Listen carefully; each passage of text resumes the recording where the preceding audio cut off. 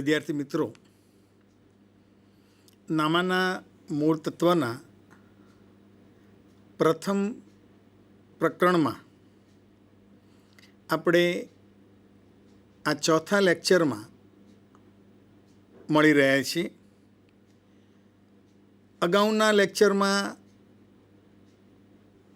નામાનો ઇતિહાસ, હિસાબી પદ્ધતિનો અર્થ, એના હેતુઓ, ફાયદા, ગેરફાયદા, ગુણાત્મક લક્ષણો અને કેટલાક પારિભાષિક શબ્દોનો અભ્યાસ કર્યો. આજે હું મુકેશ પટેલ કે જે કામેશ્વર વિદ્યાલય અમદાવાદ ખાતે શૈક્ષણિક કામગીરી સંભાળું છું, તમને અન્ય કેટલાક પારિભાષિક શબ્દો વિશે માહિતી આપવાનો છું.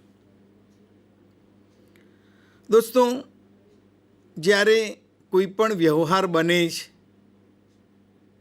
અને એ વ્યવહારની હિસાબી ચોપડે જ્યારે નોંધ કરવાની હોય છે, ત્યારે એ વ્યવહાર માટે કોઈક આધારની જરૂરિયાત હોય છે કે જેના આધારે એ વ્યવહારની નોંધ હિસાબી ચોપડે આપણે કરવાની હોય છે. જે આધાર છે એ આધારને દસ્તાવેજી પુરાવા તરીકે પણ ઓળખવામાં આવે છે. એ દસ્તાવેજી પુરાવો એ વ્યવહારને સમર્થન આપે છે, એ વ્યવહારનો આધાર છે અને તેને વાઉચર તરીકે ઓળખવામાં આવે છે. એની વ્યાખ્યા કરવામાં આવે તો હિસાબી વ્યવહારોને સમર્થન આપતા દસ્તાવેજી પુરાવાઓને વાઉચર તરીકે ઓળખવામાં આવે છે. દાખલા તરીકે મિત્રો, તમે બજારની અંદર માલની ખરીદી કરવા માટે જાઓ છો, તો કોઈ દુકાનદાર પાસેથી જ્યારે માલની ખરીદી કરો ત્યારે જો તમે તાત્કાલિક નાણાંની ચૂકવણી કરો છો, સામે તમને માલ પ્રાપ્ત થાય છે, ત્યારે દુકાનદાર તરફથી તમને બિલ આપવામાં આવે છે, જેને કેશ મેમો તરીકે ઓળખવામાં આવે છે. તો તમે માલની ખરીદી કરી છે એનો જે પુરાવો છે એ બિલ છે. એના આધારે જો તમે ચોપડા લખતા હો તો એ ચોપડાની અંદર એક ખરીદીના વ્યવહાર તરીકે નોંધ કરશો. તો સામા પક્ષે જે વેપારી છે કે જેણે રોકડેથી માલ વેચ્યો છે, જેણે કેશ મેમોના રૂપમાં વાઉચર તૈયાર કર્યું છે, તો એની પાસે, કારણ કે ઓરિજિનલ કોપી તમારી પાસે છે, ડુપ્લિકેટ કોપી, કાર્બન કોપી એની પાસે છે. તો એ કાર્બન કોપીના આધારે એણે વેચાણ કર્યું છે એવું નિશ્ચિત થાય છે અને તે એના ચોપડામાં નોંધ કરે છે. જો ઉધાર માલ ખરીદ્યો હોય આપણે, તો વેપારી તરફથી આપણને ક્રેડિટ મેમો પ્રાપ્ત થાય છે. આપણે બેંકમાં નાણાં ભરીએ છીએ, તમે પોતે પણ ક્યાંક બેંકમાં ગયા હશો નાણાં ભરવા માટે, અથવા તો કોઈકની સાથે તમે બેંકમાં ગયા હશો. તો જ્યારે બેંકમાં આપણે નાણાં ભરવા જઈએ છીએ ત્યારે, અથવા ચેક ભરીએ છીએ ત્યારે, પે ઇન સ્લીપ એટલે કે ભરણા ચિઠ્ઠી આપણે બધી જ વિગતો ભરીને કાઉન્ટર ઉપર આપીએ છીએ. એટલે કાઉન્ટર ઉપરથી એ વ્યક્તિ જે બેઠેલી છે એની ઉપર સિક્કો મારીને એનું અડધિયું જે છે, એક નાનો ભાગ તમને પાછો આપે છે. તો એના આધારે એ જે નાનો ભાગ છે, પે ઇન સ્લીપનું અડધિયું, એ તમારા માટે બેંકમાં નાણાં કે ચેક ભર્યો છે એ પુરાવો બને છે. આપણે કોઈકને ચેક આપીએ તો ચેકની અંદર જરૂરી વિગતો ભરીને એ ચેક સામેની વ્યક્તિને આપીએ છીએ. હવે આપણે કોને ચેક આપ્યો, કઈ તારીખે આપ્યો, કેટલા રૂપિયાનો આપ્યો, આ પુરાવા માટે અને યાદ રાખવા માટે પણ આપણે ચેકબુકની આગળના ભાગમાં તમે જોયું હશે તો ખાના પાડેલા 2-3 પાના હોય છે. તેની અંદર તારીખ લખવામાં આવે કે કઈ તારીખે ચેક આપ્યો, કોને આપ્યો, કેટલા રૂપિયાનો આપ્યો. તો આ પણ એક આધાર બની રહે છે. બીજા પુરાવા તરીકે એ આધારને ચેકના અડધિયા તરીકે પણ ઓળખવામાં આવે છે. આપણે ખરીદેલો માલ પાછો મોકલીએ અને એમાંય જો ઉધાર ખરીદેલો હોય તો આપણે ઉધાર ચિઠ્ઠી મોકલીએ છીએ. આપણા ગ્રાહકે માલ આપણને પરત કરે છે તો તે આપણને ઉધાર ચિઠ્ઠી મોકલશે. આપણે છીએ એને કે તમે મોકલેલો માલ મળ્યો છે, જે તમારા ખાતે જમા કર્યો છે, તો જમા ચિઠ્ઠી મોકલીએ છીએ, તો આ પણ વાઉચર છે. રિટર્ન ભરીએ તો રિટર્નની કોપી, એ પણ વાઉચર છે. ઉપરાંત કેટલાક એવા વ્યવહારો છે કે જેમાં પુરાવો નથી મળતો, તો ત્યાં વેપારી એ પ્રકારના ખર્ચનું વાઉચર પોતે તૈયાર કરીને મૂકે છે. તો વાઉચરની જે વ્યાખ્યા આપેલી છે કે હિસાબી વ્યવહારોને સમર્થન આપતા દસ્તાવેજી પુરાવાને વાઉચર કહેવામાં આવે છે અને એ ધંધાકીય વ્યવહારનો લેખિત પુરાવો છે. આ રીતે વાઉચરના આધારે હિસાબો લખાય છે, એ એનો લેખિત પુરાવો છે. ત્યાર પછી વટાવ. સામાન્ય રીતે ખરીદ વેચાણના જે વ્યવહારો છે, આ ખરીદ વેચાણની જે રકમ હોય છે એ રકમમાંથી શરતોને આધીન અમુક રકમ બાદ કરવામાં આવે છે અને ચોખ્ખી રકમ ચૂકવવામાં આવે. તો જે રકમ એટલે કે કુલ રકમમાંથી જે રકમ બાદ કરવામાં આવી છે એ રકમને વટાવ તરીકે ઓળખવામાં આવે છે. બજારમાં તમે નીકળ્યા હો તો ઘણી દુકાનો ઉપર એવા બોર્ડ પણ તમને જોવા મળશે, 10% ડિસ્કાઉન્ટ, 20% ડિસ્કાઉન્ટ, અપ ટુ 50%. તો આ જે પ્રથા છે વેપારીઓમાં માલનું વેચાણ વધારવા માટે આ પ્રકારની રીત રસમનો ઉપયોગ કરવામાં આવે છે. ટૂંકમાં ખરીદ વેચાણના વ્યવહારોમાં એની જે મૂળ રકમ છે એ રકમમાંથી શરતોને આધીન અમુક રકમ બાદ કરીને પછીની રકમ લેવામાં કે ચૂકવવામાં આવે તો મૂળ રકમમાંથી જે રકમ આપણે બાદ કરી છે એને વટાવ તરીકે ઓળખવામાં આવતો હોય છે. આવા વટાવના પણ પ્રકાર છે. 2 પ્રકાર પાડવામાં આવ્યા છે. વેપારી વટાવ એટલે કે ટ્રેડ ડિસ્કાઉન્ટ, રોકડ વટાવ એટલે કે કેશ ડિસ્કાઉન્ટ. આમ વટાવના 2 પ્રકાર પાડવામાં આવ્યા છે, વેપારી વટાવ અને રોકડ વટાવ. તો વેપારી વટાવ કોને કહેવાય અને રોકડ વટાવ કોને કહેવાય, તો એના વિશે આપણે સમજીએ તો વેપારી વટાવ કોને કહેવાય, તો વેપારી દ્વારા વેચાણના સમયે જે માલની કુલ કિંમત છે એ કુલ કિંમતમાંથી અમુક ટકા અથવા તો અમુક રકમ બાદ કરી આપવામાં આવે. તો એ જે રકમ બાદ કરી છે એને વેપારી વટાવ કહેવામાં આવે છે. ટૂંકમાં માલની જે મૂળ કિંમત છે, છાપેલી કિંમત જે છે, એ છાપેલી કિંમતમાંથી અમુક ટકા અથવા તો અમુક નિશ્ચિત રકમ એ જ્યારે બાદ કરે છે તો જે રકમ બાદ કરવામાં આવી છે એને વેપારી વટાવ તરીકે ઓળખવામાં આવે છે. આ વટાવની ચોપડે નોંધ કરવામાં આવતી નથી. દોસ્તો ખાસ યાદ રાખજો કે વેપારી વટાવ જે છે એ વેપારી વટાવની ચોપડે નોંધ કરવામાં નથી આવતી. તો પછી રોકડ વટાવ આપણે કોને કહી શકીએ?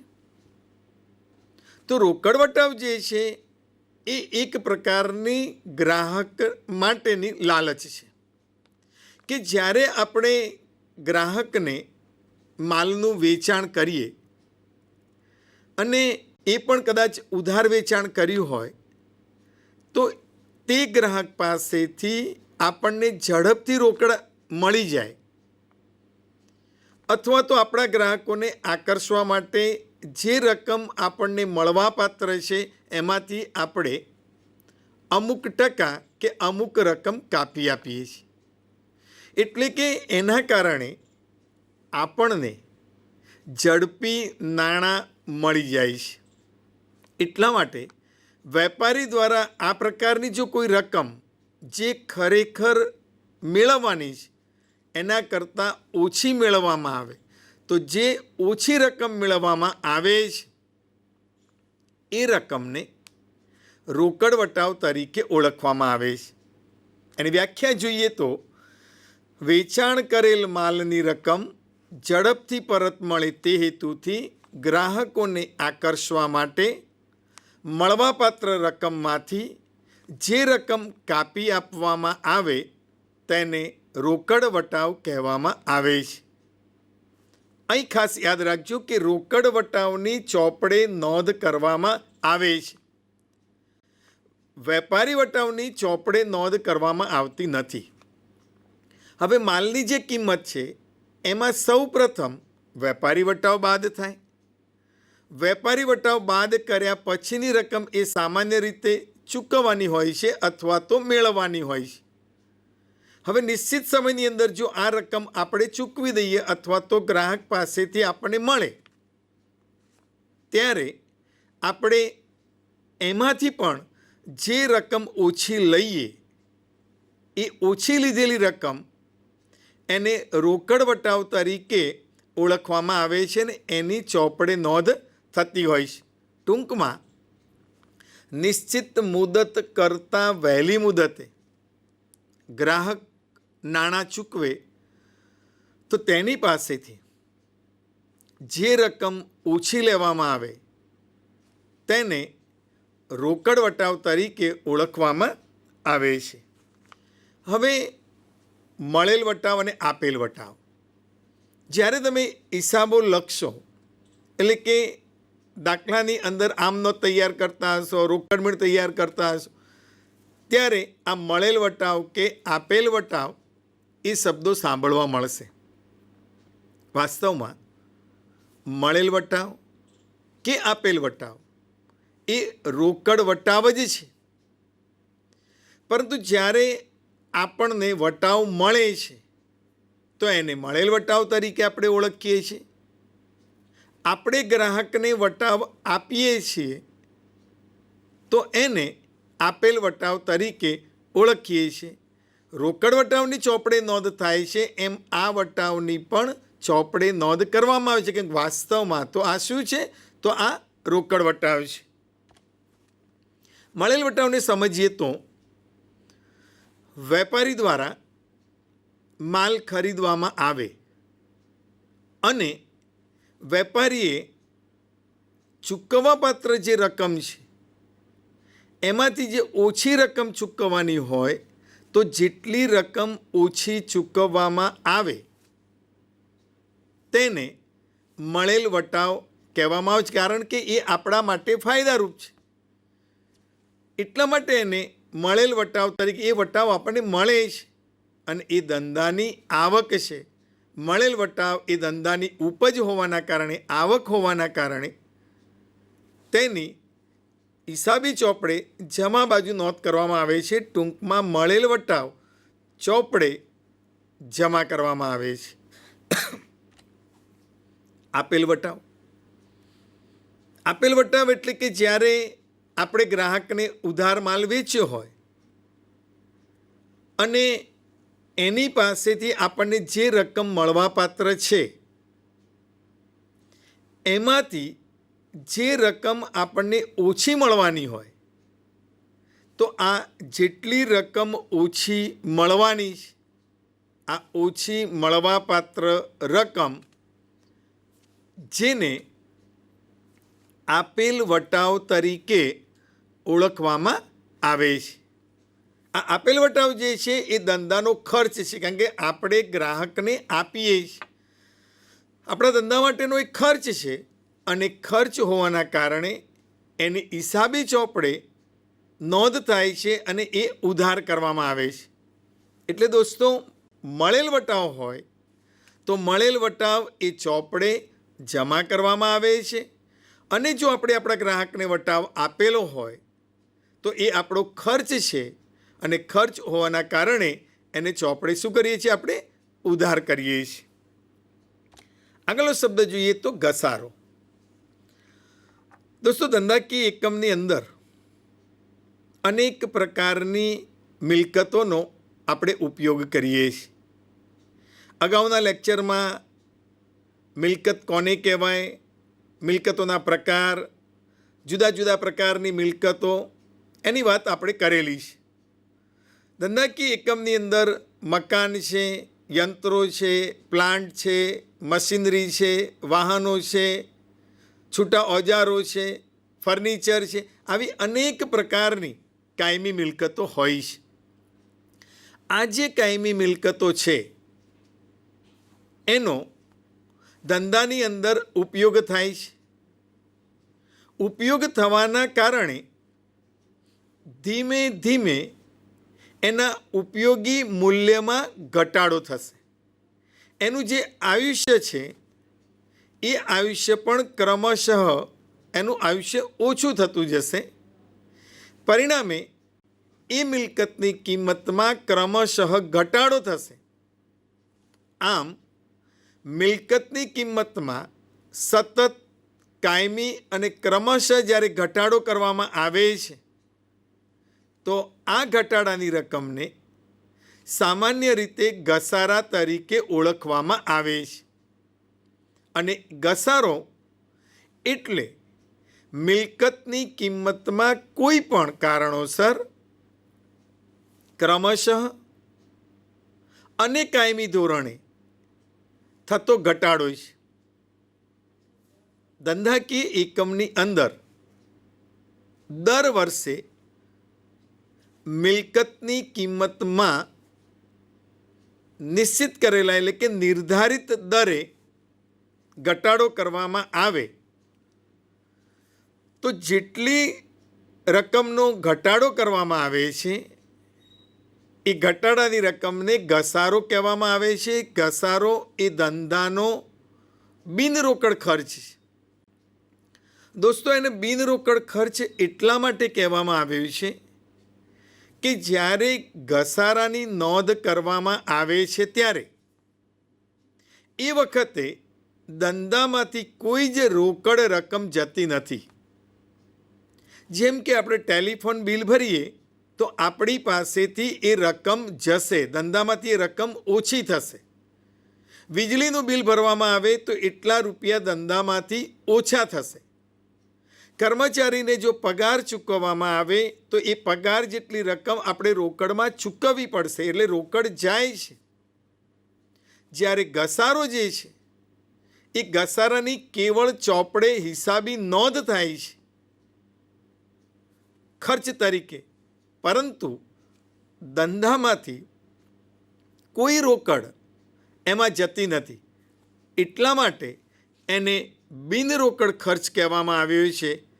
સાથે સાથે ઘસારો જે છે એ ઘસારો એ મહેસૂલી ખર્ચ છે, અને મહેસૂલી ખર્ચ હોવાના કારણે હિસાબી વર્ષના અંતે ધંધાની અંદર જે કોઈ મિલકતો હોય એ બધી જ મિલકતો ઉપર ઘસારો ગણીને એ ઘસારાની રકમ નફા નુકસાન ખાતાની ઉધાર બાજુ નોંધવામાં આવે છે. અને ઘસારો એ દર વર્ષે ગણવામાં આવે છે. એટલા માટે એ મહેસૂલી ખર્ચ છે, અને મહેસૂલી ખર્ચ હોવાના કારણે નફા નુકસાન ખાતાની કઈ બાજુ નોંધાશે? તો નફા નુકસાન ખાતાની ઉધાર બાજુ મિલકતના ઘસારા તરીકે એની નોંધ કરવામાં આવતી હોય છે. ત્યાર પછી આપણે જોઈએ તો ગાલખાદ, જેને ડૂબેલું લેણું એ તરીકે પણ ઓળખવામાં આવે છે. ધંધાકીય એકમ જ્યારે માલનું વેચાણ કરે છે તો આ માલનું વેચાણ કાં તો એ રોકડેથી કરે છે.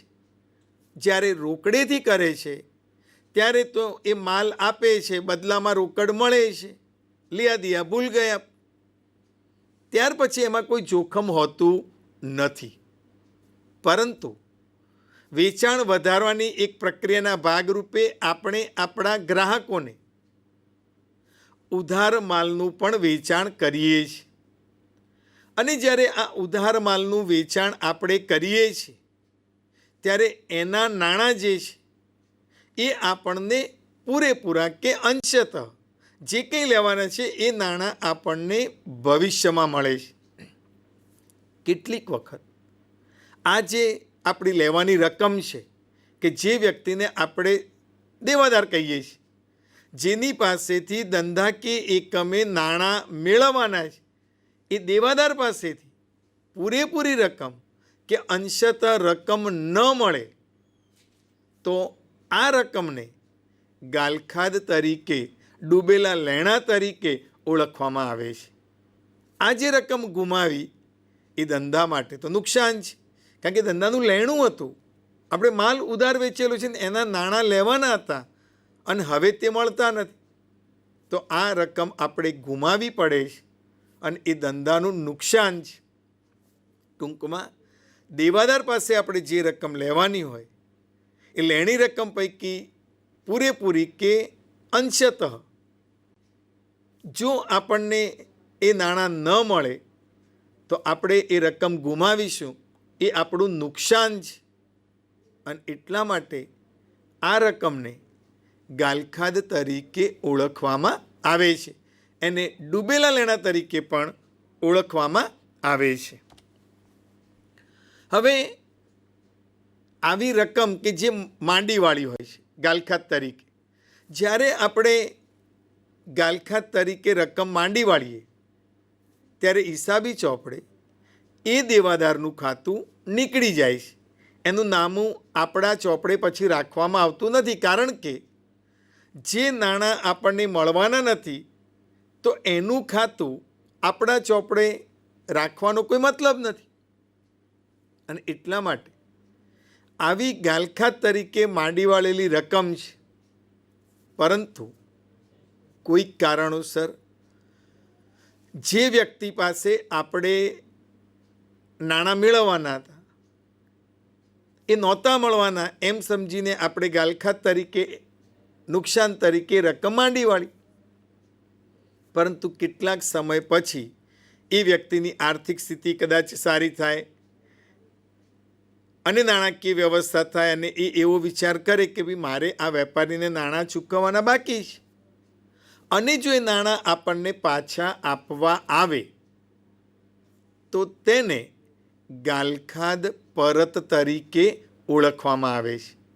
એટલે કે ભૂતકાળમાં માંડી વાળેલી ગાલખાદની રકમ જ્યારે પાછી મળે એને ગાલખાદ પરત તરીકે ઓળખવામાં આવે છે. ભૂતકાળમાં ગાલખાદ તરીકે માંડી વાળેલી રકમ આપણને પરત મળે તેને ગાલખાદ પરત તરીકે ઓળખવામાં આવે છે અને તે ધંધા માટે ઉપજશે. કારણ કે આપણને એ રકમ તો મળવાની જ નહોતી અને હવે એ રકમ મળે છે.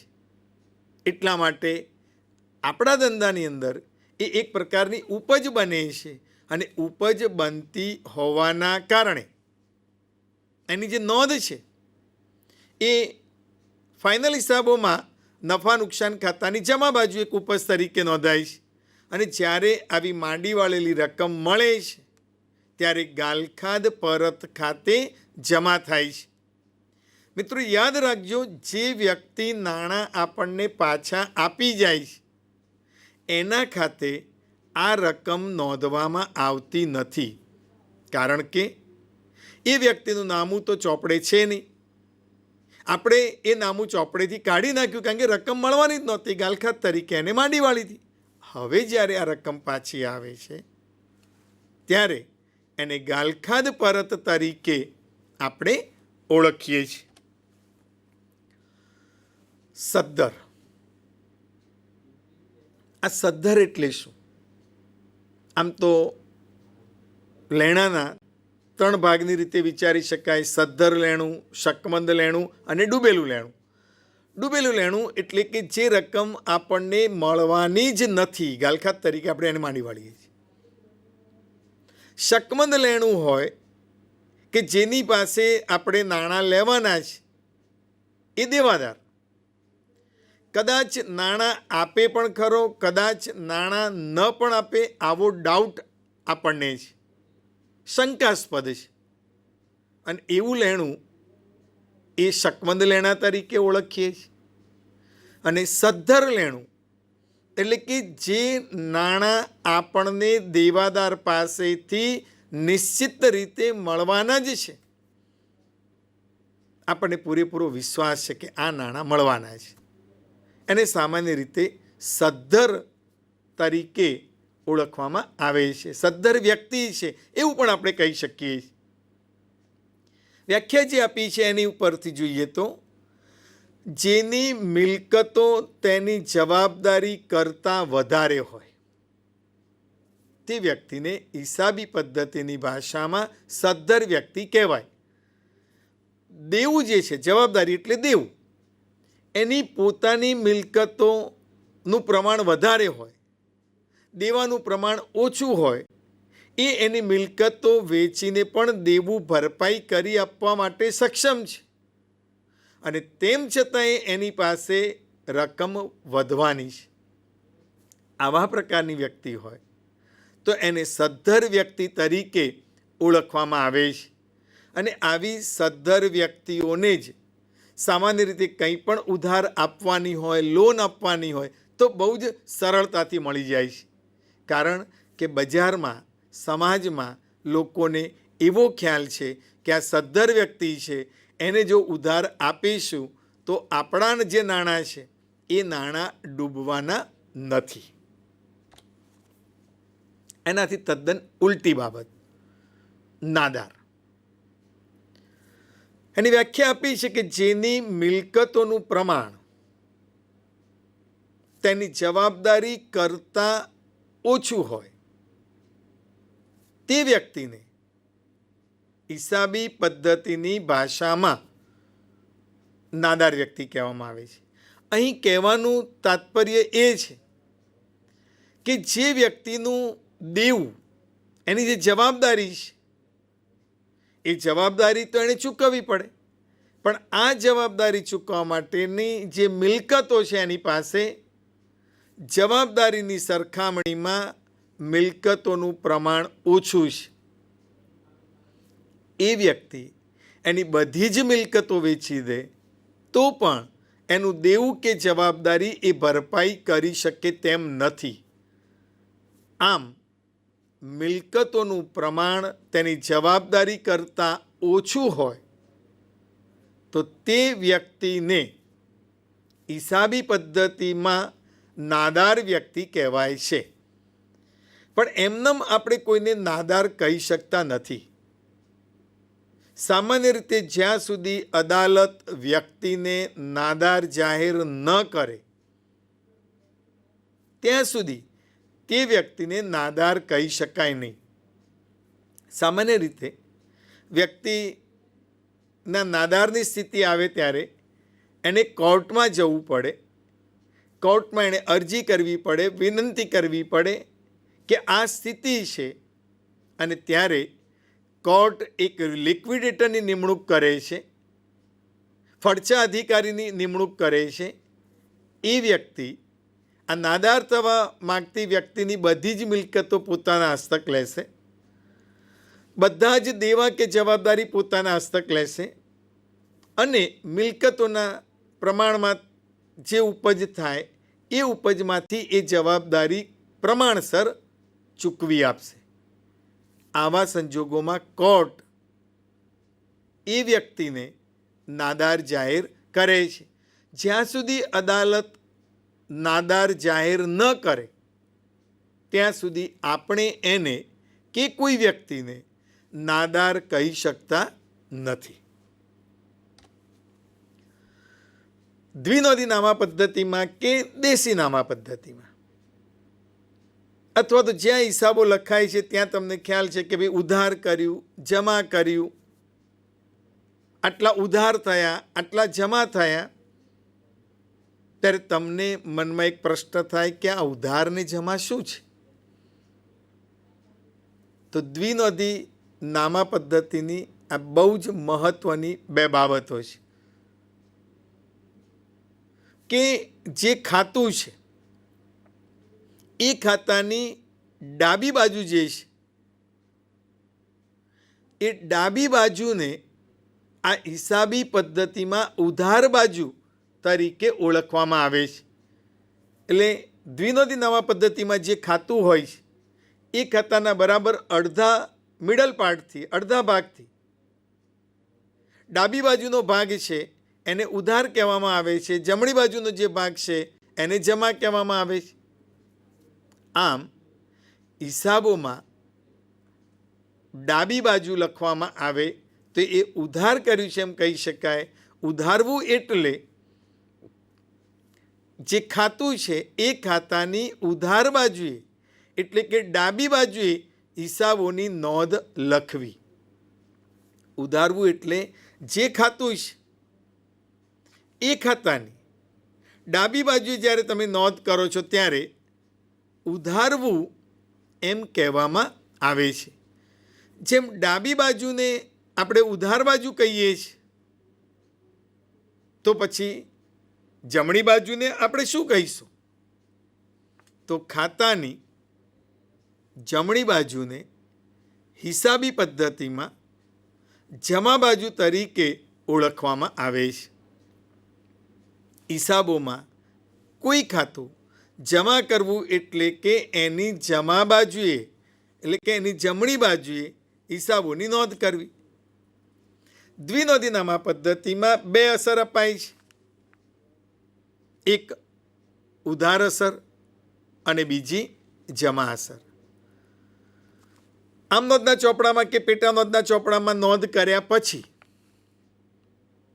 ખાતાવહીની અંદર ખતવણી કરવામાં આવે તો એ ખાતાવહીમાં ખોલેલા જે ખાતાઓ છે એ ખાતાઓને બરાબર મધ્યમાંથી આ બાજુનો ભાગ છે એને ઉધાર કહેવામાં આવે છે, આ બાજુનો ભાગ છે એને જમા કહેવામાં આવે છે. અને એ ઉધાર બાજુ લખવાની ક્રિયા એને ઉધારવું કહેવામાં આવે, જમા બાજુ લખવાની ક્રિયા છે તો એને જમા કરવું એ રીતે ઓળખવામાં આવે છે. ખાતું. ખાતું એટલે શું? તો ખાતાનો અહીં જે અર્થ કરવામાં આવ્યો છે કે જે તે વસ્તુ કે વ્યક્તિને લગતા તમામ વ્યવહારો હિસાબી ચોપડામાં એક જ સ્થાને નોંધાય અને એ વ્યવહારોનો સારાંશ જાણી શકાય તેને ખાતું કહેવામાં આવે છે. બીજી રીતે એને સમજીએ તો કોઈ વ્યક્તિ કે બાબતને લગતા વ્યવહારો છે, એક જ સ્થળે એ વ્યવહારોને ભેગા લખવામાં આવે તો તેને ખાતું કહેવામાં આવે છે. દોસ્તો, જ્યારે લેવડ દેવડ થતી હોય ત્યારે એના આધારે જે આમનોંધ આપણે લખીશું એ આમનોંધની અંદર બે ખાતાઓ હશે. હવે એ બે ખાતાઓની અંદર નોંધ કરવામાં આવે. આવા ધંધાકીય એકમમાં અનેક વખત એ વ્યક્તિ સાથે અને જુદી જુદી વ્યક્તિઓ સાથે વ્યવહારો થતા હોય છે, લેવડ દેવડ થતી હોય છે. હવે જો આમનોંધના ચોપડામાં કે પેટા નોંધમાં જુદી જુદી જગ્યાએ વ્યવહારો લખાયેલા હોય અને એનો સારાંશ જાણવો હોય તો આપણે સરળતાથી એ સારાંશ મેળવી શકતા નથી. એટલા માટે ખાતાવહી નામનો મુખ્ય જે છે એ ચોપડાના દરેક પાના ઉપર જુદા જુદા ખાતા ખોલવામાં આવે છે. એટલે વ્યાખ્યામાં કહ્યું છે કે કોઈ બાબત કે વ્યક્તિને લગતા વ્યવહારો કોઈ એક સ્થળે લખવામાં આવે. કોઈ એક સ્થળ એટલે નિશ્ચિત પાનું હોય છે. એ પાનામાં એ વ્યક્તિ સાથે એ બાબતને લગતા બધા જ વ્યવહારો, જો ઉધાર હશે તો ઉધાર બાજુ લખાશે, જમા હશે તો જમા બાજુ લખાશે. આ રીતે ખાતાની અંદર નોંધ કરવામાં આવતી હોય છે. હવે મિત્રો, પારિભાષિક શબ્દો જે છે, આ પારિભાષિક શબ્દોની વાત પૂર્ણ કર્યા પછી આપણે જુદા જુદા અનેક પ્રકારના પારિભાષિક શબ્દોનો અભ્યાસ કર્યો. હવે આ પારિભાષિક શબ્દોના અભ્યાસ પછી હિસાબી પદ્ધતિ જે છે, આ હિસાબી પદ્ધતિ એટલે કે લખવાની પણ કેટલીક રીત છે, લખવાની પણ કેટલીક પદ્ધતિ છે. અને એટલા માટે હિસાબી પદ્ધતિના પ્રકારો એની જો આપણે વાત કરીએ તો આ હિસાબી પદ્ધતિના બે પ્રકારો છે. કયા બે પ્રકારો છે? તો દેશીનામા પદ્ધતિ પ્રમાણે હિસાબો તૈયાર કરવામાં આવે છે અને દ્વિનોંધી નામા પદ્ધતિ તરીકે પણ હિસાબો તૈયાર કરવામાં આવતા હોય છે. આ બંને હિસાબી પદ્ધતિઓ શું છે એને જો સમજવું હોય તો દેશીનામા પદ્ધતિ જે છે એ આપણી પ્રાચીન હિસાબી પદ્ધતિ છે. નામું લખવાની આ આપણી પ્રાચીન રીત છે, પ્રાચીન પદ્ધતિ છે. દેશીનામાને વહી ખાતા તરીકે પણ, વહી ખાતા પદ્ધતિ તરીકે પણ ઓળખવામાં આવે છે. વહી ખાતા પદ્ધતિ કેમ? તો આ પદ્ધતિના દરેક ચોપડાને વહી તરીકે ઓળખવામાં આવે છે. એટલા માટે એને વહી ખાતા પદ્ધતિ તરીકે ઓળખવામાં આવે છે. આ દેશીનામા પદ્ધતિ પ્રાચીન આપણી હિસાબી પદ્ધતિ, લખવાની પણ એક વિશિષ્ટ પદ્ધતિ છે. સામાન્ય રીતે આ પદ્ધતિના જે ચોપડા છે, ક્યાંક કોઈકની વેપારીની પેઢી ઉપર અથવા તો તમારા ઘરમાં પણ તમે આ પ્રકારના ચોપડા જોયા હશે. ખાસ કરીને આ પદ્ધતિમાં જે ચોપડા છે એ ચોપડાઓનું પૂંઠું એક તો તમને લાલ કલરનું જોવા મળશે. લાલ કલરનું પૂંઠું, પૂંઠા ઉપર કપડાનું કોટિંગ કરેલું હોય છે. એની ઉપર વાંકી ચૂકી સિલાઈ કરેલી હોય છે. એ ચોપડાના જે પાના છે એ પાના એ કોરા હોય છે. લખવાની સરળતા માટે એને ગળી પાડવામાં આવે છે, જેને સળ તરીકે ઓળખવામાં આવે છે. અને બે ભાગમાં એ ચોપડો વહેંચાય છે. જે પેજ ઉપર આપણે લખતા હોઈએ એ પાનાનો અડધો ભાગ, ડાબી બાજુનો જે ભાગ છે એને જમા કહેવામાં આવે છે. જમણી બાજુનો ભાગ છે એને ઉધાર કહેવામાં આવે છે. દ્વિનોંધી કરતાં અહીંયા ઉલટું છે. દેશીનામા પદ્ધતિમાં જમા સાઈડ અને પછી ઉધાર સાઈડ વ્યવહાર થતાની સાથે કાચી નોંધ ઉપરથી સૌ પ્રથમ રોજમેળમાં નોંધ થાય. રોજે રોજ નોંધાતા વ્યવહારો જે ચોપડામાં નોંધીએ એ રોજમેળ. વ્યવહારોનું પ્રમાણ ઓછું હોય તો 15 દિવસ કે મહિનાના વ્યવહારો ભેગા લખાય તો બેઠો મેળ છે. આ એના મૂળ ચોપડા છે. એમાંથી પછી ખતવણી કરવામાં આવે. જરૂર પડે એ વ્યવહારો માટે પેટા નોંધો પણ તૈયાર કરવામાં આવે. આમ એક સરળ પદ્ધતિ છે, પ્રાચીન પદ્ધતિ છે. કોરા પેપર ઉપર લખવામાં આવે છે. કેટલીક આધ્યાત્મિક માન્યતાઓ સાથે એને લખવામાં આવે છે. દિવાળીના દિવસે આ પદ્ધતિના જે ચોપડાઓ છે એ ચોપડાઓનું વેપારી દ્વારા ચોપડા પૂજન કરવામાં આવે છે. અને જ્યારે નવું વર્ષ શરૂ થાય, આમ તો આપણા હિન્દુ કેલેન્ડર પ્રમાણે બેસતું વર્ષ, એને આપણે નવા વર્ષ તરીકે ઓળખવામાં આવે છે. અત્યારે હિસાબી વર્ષ તરીકે 1 માર્ચ છે. તો એ ચોપડાઓ પછી એ નવા વર્ષથી લખવાની શરૂઆત થતી હોય છે. એટલે આ રીતે વેપારીઓ દ્વારા દેશીનામા પદ્ધતિનો પણ ઉપયોગ કરવામાં આવે છે. વર્તમાન સમયમાં ધીમે ધીમે આ પદ્ધતિનું જે ચલણ છે, વપરાશ છે, એ ઓછો થતો જાય છે. એની જગ્યાએ આધુનિક પદ્ધતિ, વૈજ્ઞાનિક પદ્ધતિ, વિશ્વના મોટાભાગના દેશોમાં જેનો ઉપયોગ થાય છે એ નામા પદ્ધતિ એટલે દ્વિનોંધી નામા પદ્ધતિ. દ્વિનોંધી જેની બે અસર થતી હોય, એક ઉધાર અને બીજી જમા. આવી દરેક વ્યવહારની ઓછામાં ઓછી બે અસર થતી હોવાના કારણે એને દ્વિનોંધી નામા પદ્ધતિ તરીકે ઓળખવામાં આવે છે. આ આધુનિક પદ્ધતિ છે, વૈજ્ઞાનિક પદ્ધતિ છે.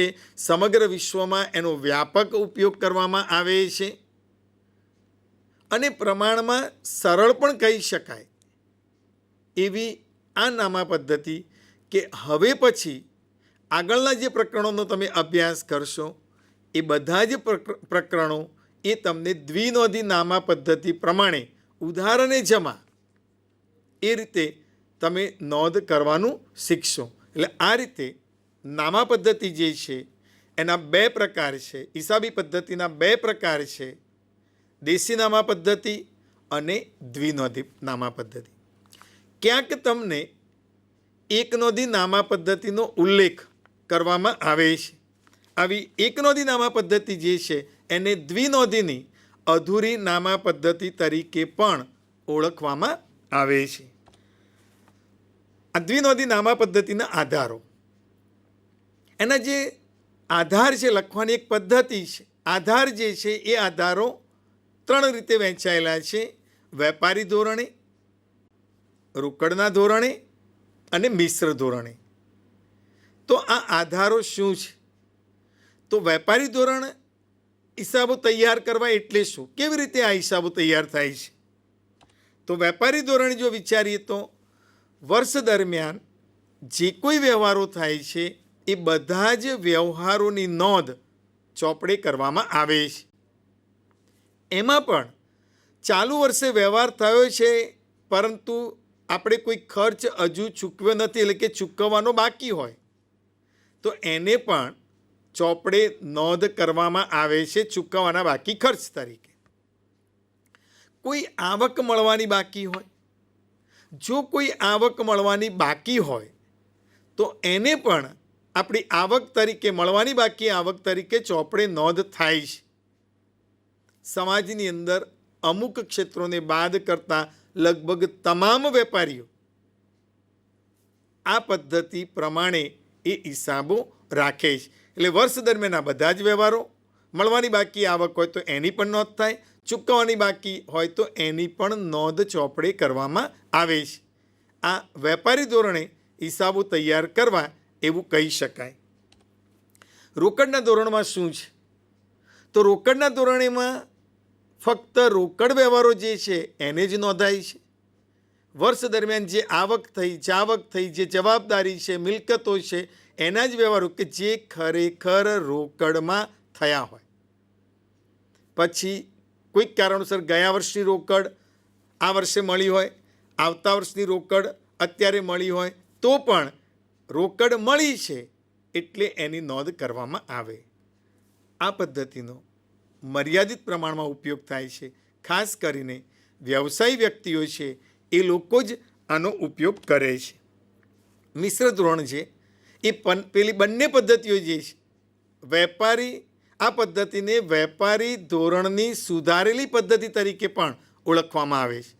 વેપારી ધોરણ અને રોકડ ધોરણ બંનેનું મિશ્રણ કરવામાં આવેલું છે, પરંતુ ભારતમાં આનું પ્રમાણ જોવા મળતું નથી. ભારતમાં કંપનીઓ સામાન્ય રીતે વેપારી ધોરણે એના હિસાબો લખે છે. જ્યારે હિસાબો તૈયાર કરે ત્યારે હિસાબી ધોરણ 1 પ્રમાણે કંપનીઓ પોતાના વાર્ષિક અહેવાલમાં હિસાબો વેપારી ધોરણે તૈયાર કર્યા છે એવું પ્રમાણપત્ર એને આપવું પડે છે.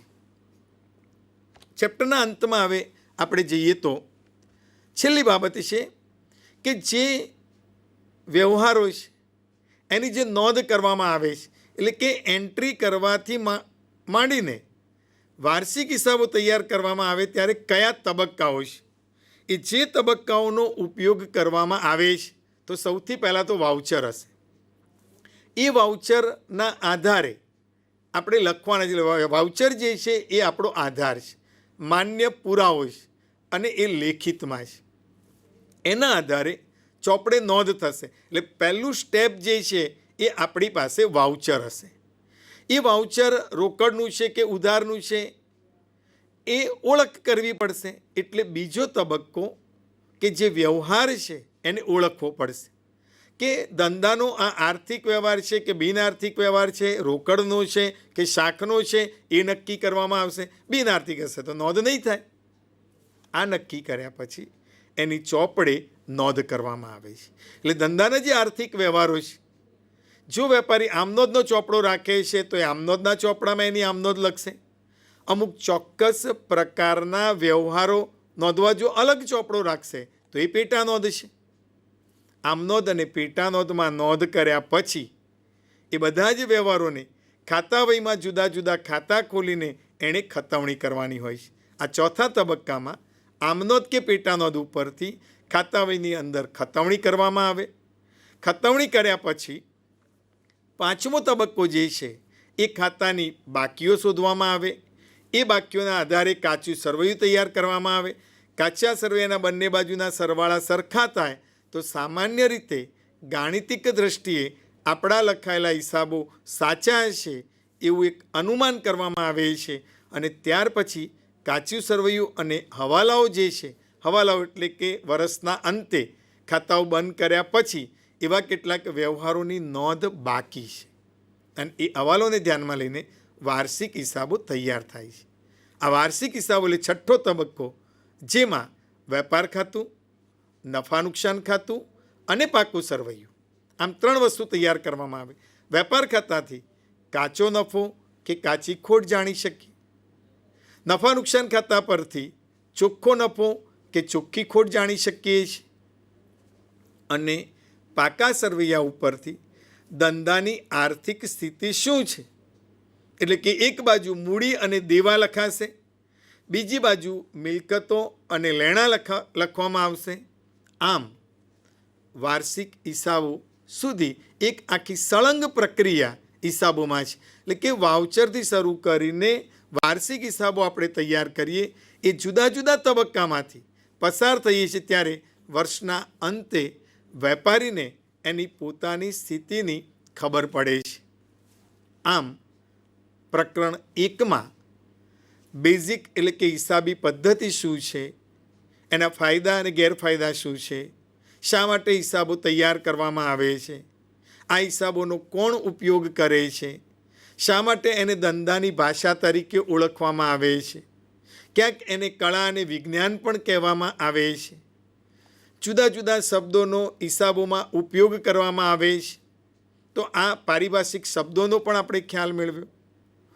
કઈ કઈ પદ્ધતિએ નામું લખવામાં આવે છે એ હિસાબી પદ્ધતિના પ્રકાર પણ આપણે જોયા. એના તબક્કાઓનો પણ વિચાર કર્યો. આમ પ્રકરણ 1માં નામાનો બેઝિક ખ્યાલ જેને કહી શકાય એ બેઝિક ખ્યાલ, પાયાનો ખ્યાલ તમને આ પ્રકરણ દ્વારા પ્રાપ્ત થયો છે. ખૂબ જ સુંદર સમજ આ 4 લેક્ચરોના ચર્ચા દરમિયાન આપણને ઘણી બધી માહિતી પ્રાપ્ત થઈ હશે, સમજવામાં પણ સરળતા રહી હશે. હું મુકેશ પટેલ રાજ્ય સરકારનો અને શિક્ષણ ખાતાનો આભાર વ્યક્ત કરું છું કે જેની મદદથી અંતરિયાળ વિસ્તાર કે ગામડાના બાળકો સુધી આ ચેનલના માધ્યમથી જ્ઞાન આપવાનો પ્રયત્ન કર્યો છે. જ્યાં બીજા સાધનો પ્રાપ્ય નથી ત્યાં આગળ વિષયની ખૂબ સુંદર સમજૂતી પ્રાપ્ત થાય એ માટે આ એક સરસ મજાનો પ્રયાસ કર્યો છે અને આપ સૌને આ પ્રયાસથી ખૂબ જ સંતોષ થયો હશે એમ હું માનું છું.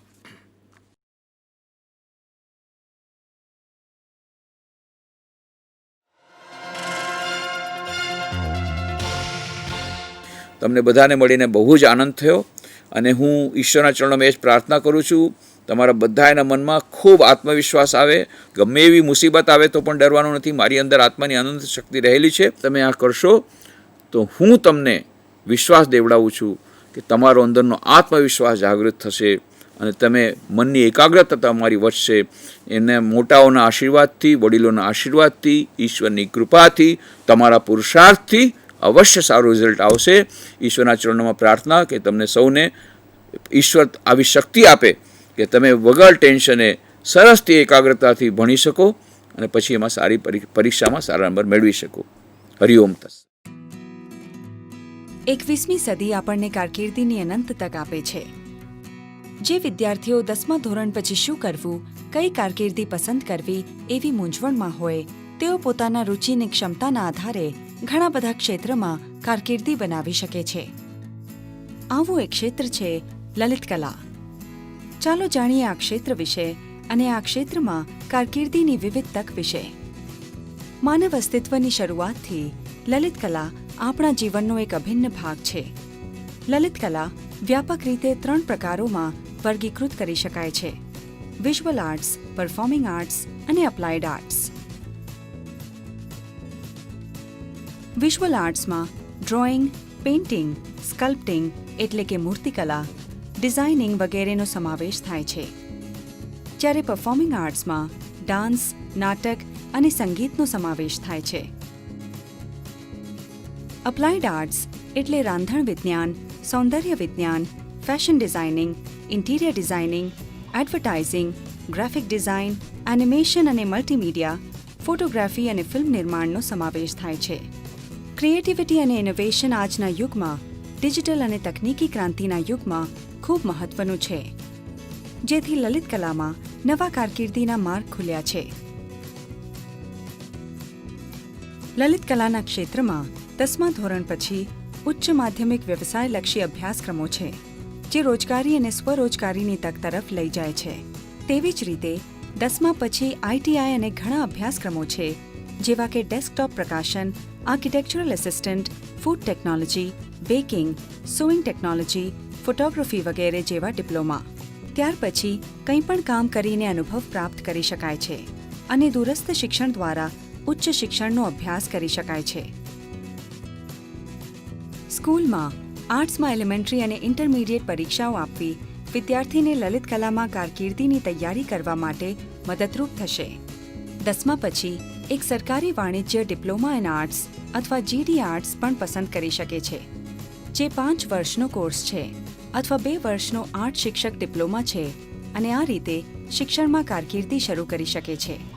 કોઈ પણ પ્રવાહમાં 12મું પૂર્ણ કર્યા પછી આર્ટ, મ્યુઝિક, ડાન્સ અથવા ડ્રામામાં ઊંડી રુચિ ધરાવતા વિદ્યાર્થીઓ સ્કલ્પચર, શિલ્પ, applied arts, visual arts, music, designing, performing arts, fashion design, પેઇન્ટિંગમાં વિશેષતા સાથે બેચલર ઇન ફાઇન આર્ટ્સ માટે નોંધણી કરાવી શકે છે. આ 4 વર્ષનો કોર્સ છે.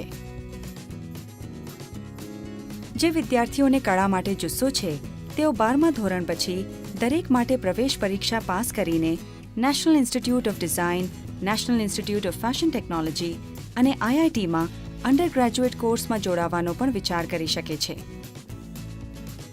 આર્કિટેક્ચર લલિત કલાનો બીજો વિકલ્પ છે, જે લલિત કલા અને ટેકનિકલ ક્ષેત્રો બંનેનું સંયોજન છે. ફક્ત એવા વિદ્યાર્થીઓ કે જેમને 12મું ધોરણ વિજ્ઞાન અને ગણિત આવશ્યક વિષય તરીકે પૂર્ણ કર્યું છે, તેઓ નાટા પ્રવેશ પરીક્ષાને પાસ કર્યા પછી આર્કિટેક્ચરમાં જોડાઈ શકે છે. લલિત કલામાં કારકિર્દી બનાવવા માટે ધીરજ અને ખંત રાખવા ખૂબ જ મહત્વપૂર્ણ છે. તમારી કલાને વિકાસવા માટે તમારે સમય આપવો જરૂરી છે. કલા માટે સર્જનાત્મકતા અને જુસ્સો આ ક્ષેત્રની પૂર્વ જરૂરિયાતો છે. આ ક્ષેત્રમાં ઉપલબ્ધ રુચિ, ક્ષમતા અને અસંખ્ય તકના આધારે તમારા સપનાની કારકિર્દી પસંદ કરવાનું શક્ય છે.